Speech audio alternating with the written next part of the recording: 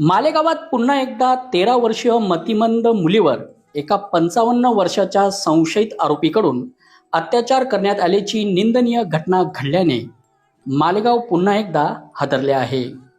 पीडित बालिकेला दीपक धनराज छाजेड राहणार मालेगाव जिल्हा नाशिक वय वर्ष अंदाजे 55 या संशयित आरोपीने फूस लावून त्याच्या स्कूटीवर बसवून एका पडीत जागेवर घेऊन जाऊन अत्याचार केले।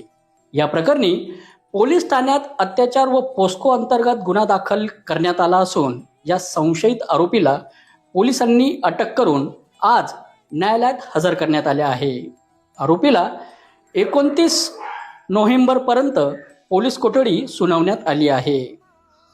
नुकतीच मालेगाव तालुक्यातील डोंगराळे गावातील 3 वर्षीय बालिकेवर अत्याचार करत तिचा निर्घृण खून करण्यात आल्याची घटना ताजी असतानाच जनतेचा रोष अजूनही ताजा असतानाच अशी घटना पुन्हा घडल्याने यावर शासनाने कठोर पावले उचलावीत व मालेगावात चालले तरी काय अशी चर्चा जनतेकडून आता करण्यात येत आहे।